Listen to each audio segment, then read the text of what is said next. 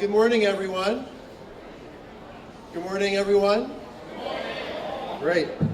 I want to thank you all for coming this morning for this very special announcement for not only for this market, but for this city. And happy 1st of October, everyone. Fall is really here. And what a great way to kick off the month of October than with this announcement that's about to be made here today. So our first speaker today is Carol Ray, and I'm going to read you her bio. Carol is here from Huntsville, Alabama. Although she is a native of Charlotte, she's very quick and proud to make that clear, although she is a happy Huntsville resident today. And Carol is a founding partner of the Orion Planning Group and previously created and staffed Ray Consulting. In addition to her work as a consultant, Ray has worked as a city, county, regional, and state planner. Her passion is helping local governments build planning capacity and working with small to medium-sized communities to address planning challenges.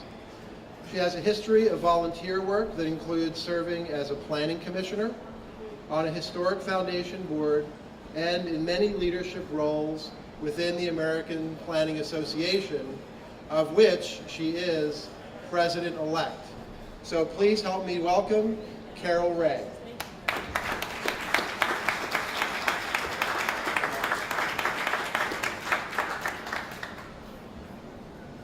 Thank you, Paul, and thank you, Alan Greenberger and Brent Cosgrove, for joining us today. Good morning, and welcome to our special guests and everyone who is here to join us in recognizing and celebrating Philadelphia's special downtown public space. I'm Carol Ray, and as Paul said, I am president-elect of the American Planning Association. On behalf of the APA Board of Directors and our Executive Director, Jim Drinan, I'm thrilled to be here on this beautiful, albeit cloudy day, to share with you not only our 2014 Great Places in America, but also to kick off National Community Planning Month. Today, the American Planning Association is celebrating 30 great places in America, located in communities across the country from Maine to Mississippi, from Utah to California, and dozens of places in between. Among the designations this year are Rainier Vista on the University of Washington's campus in Seattle, Broadway in New York, Central West End in St. Louis, Missouri, and of course, the Reading Terminal Market.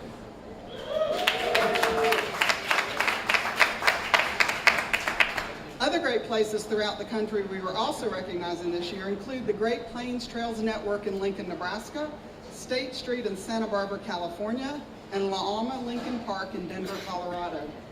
With this year's designations, I am proud to report we have recognized 230 great places in America since the kickoff of this annual celebration in 2007. Each October during National Community Planning Month, Great Places in America celebrates 30 exemplary neighborhoods, streets, and public spaces and the communities that make them special. They have unique characteristics such as cultural and historical buildings, community involvement, and a vision for tomorrow. And most importantly, a legacy of planning. Great Places in America is just one way APA celebrates National Community Planning Month. We celebrate planning in October each year in order to recognize the many residents, leaders, officials, and professionals who contribute to making great communities. So what exactly makes Reading Terminal Market a wonderful place, and how does it contribute to making Philadelphia a great place to live and work? Reading Terminal Market's rich history dating back to the late 1800s began when the Reading Railroad decided to build a train depot, passenger station, and company headquarters on the corner of 12th and Market Streets. The market opened its doors on February 23, 1892, and at that time the train shed was one of the largest single-span arched roof structures in the world.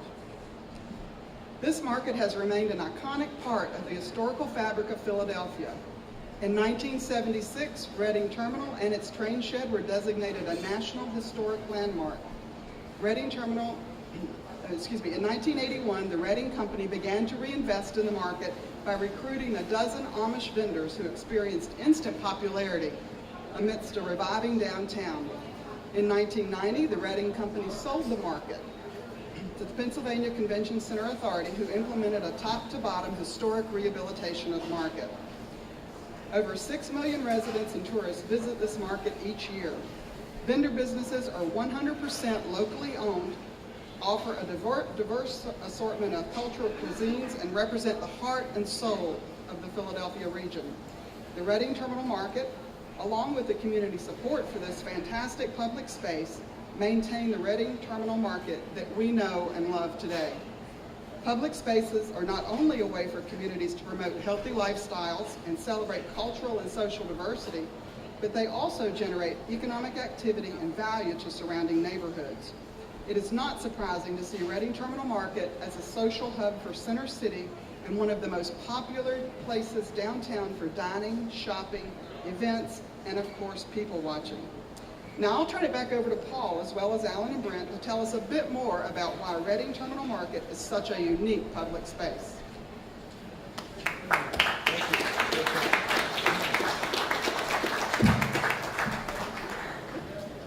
Next, I'd like to introduce, representing the City of Philadelphia, the Deputy Mayor for Economic Development and the Chairman of the City Planning Commission, Mr. Alan Greenberger.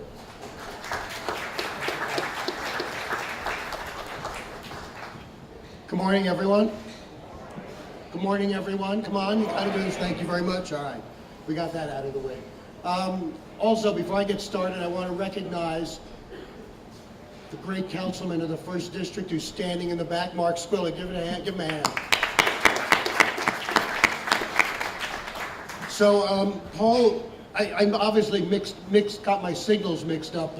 I thought Paul said to me I was going to read a plaque. And when I got here this morning, I said, "Where's the plaque?"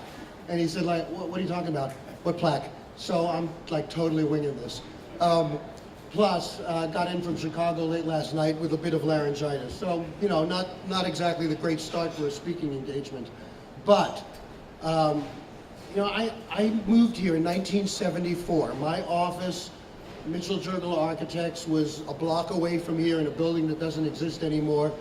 And it was a pretty, it was a sort of sketchy area. There were some bad bars, a couple of porno shops, miscellany. And you're thinking, what am I moving to? But we come here. We come here for lunch. I mean, I know I've said this before when I'm here.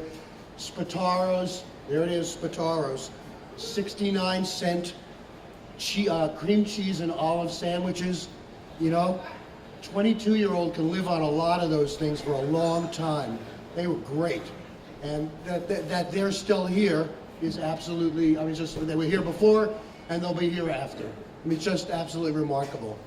And so I've seen the terminal go through these wonderful transitions of its start through a couple of darker periods, you know, where the audience wasn't so strong, and all the way to this, where this is just this unbelievable mix of food types, food offerings, fresh food, prepared food, from different regions, different cultures. I mean, it has really become the quintessential urban market. There is nothing like this in this country. I don't care what Seattle says. I mean, you can throw fish around, that's all good, and you know, and Pike Market it's a great place, but there is nothing like this. And so it's just a great testament to Paul, to the board, and I know so many of the merchants are sitting out here listening. I mean, it's a testament to all of you that you've sort of hung in there together to make this unique and special blend of offerings that are so much part of the sort of civilized life of this city. So to have this honor conferred, Carol, by American Planning Association is just a wonderful event. Somebody said to me earlier, this should have happened a long time ago. Yeah, I suppose so. Should have happened a long time ago. But here we are today, being recognized as one of the great places in America, and indeed it is, and it's because of all of you who run this place, who work here, who shop here, who bring your friends here when they when they come to town. Thank you. Thank all of you for making this a great place in America. Thank you, Alan. Let me just say, Alan, you can wing it with the best of them. I'm glad we had no plaque for you today. I'd also like to point out that the cream cheese and olive sandwich is still available at Spataro's. It might cost a little more than 69 cents, but that's between you and the Spataro family. So next, I'd like to introduce the Vice Chairman of our board. When the Reading Terminal Market Corporation was formed almost 20 years ago, as a nonprofit corporation, a board of directors was formed with representatives of the mayor, city council, our landlord, the Convention Center Authority, the Merchants Association, the Preservation Alliance for Greater Philadelphia, and the Reading Terminal Market Preservation Fund. That governing board is chaired by Mr. Albert Mezaroba, who I don't believe is with us today. If he is, raise your hand. But he's been our great leader and chairman since 2009. And before that was the president of the Convention Center Authority. And the vice chairman of our board, let me also just mention that Councilman Squilla also serves on our board, and John McNichol, the current president of the Convention Center Authority, who's standing with the councilman, represents the authority on the board of directors. Any other board members in the room that I'm missing? Well, thank you, gentlemen, for coming out. And I'd now like to introduce the vice chairman of the board of directors of the market. He has served since 2008.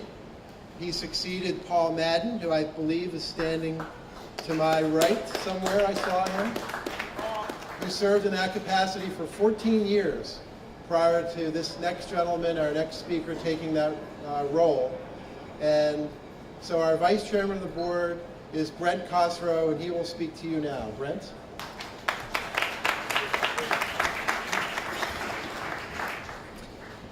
Good morning, everyone.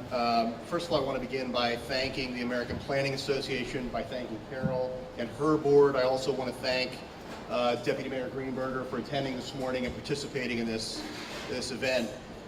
When I think about what has brought us to this moment where we accept this award, the phrase "success has many mothers and fathers" comes to mind. And as Deputy Mayor Greenberger pointed out, it's not just about one group, one person, or a handful of people. This is really about the hard work of leaders of the city, of advocates, of community activists, the merchants, the leadership at the market, of course. But the group that I want to single out particularly and discuss briefly today are the merchants themselves, who I think, and since I've been involved at the market, it's become clear to me that group, above all else, is really the heart and soul of the market. At a time when we see multinational corporations and very large companies play a larger role in the little M market for the sale of food and where we buy and acquire food, what we have in Reading Terminal Market is special in part because this is a group of approximately 80 owner-operators. And what that means on a day-to-day basis is when you walk in this building and you buy food here, whether it's to take home or to eat in the market, you're giving your money to someone who is likely the owner of that business, the wife of the owner, the son, the daughter, the grandson, the great-grandson, the great-granddaughter. And that ability to interact with someone who owns and operates the place where you buy your food is essential to the success of this building. I think it's part of the magic. What many people don't know is that not only does that group consist of those approximately 80 businesses that run their own stall, as we've been operating since the late 19th century, but that group also runs their own merchants association. So in addition to running their own businesses, this is a group of people, the merchants, who on a day-to-day basis, they're part of something bigger. And I think that the essential element of our success in this building is that as I look out today and I see the president of that association, Vinny Iovine, as I see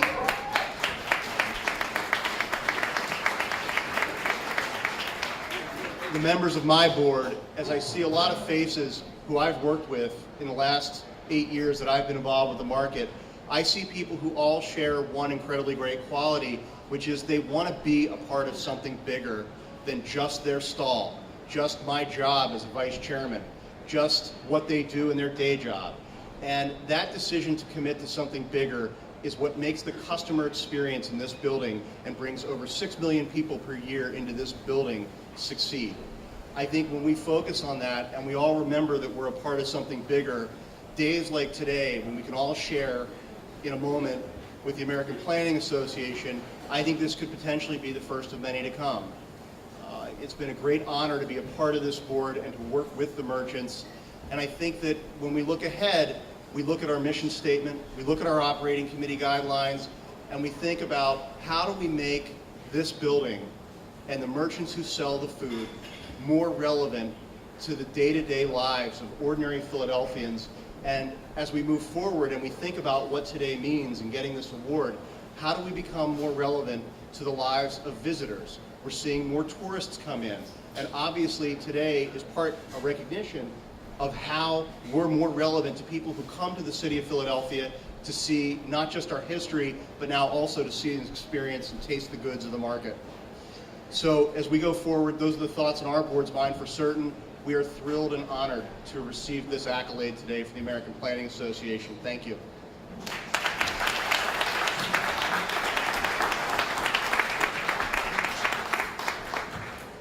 And just to reinforce what Brent just said, if all the merchants who are here right now could either stand or raise their hand and be acknowledged.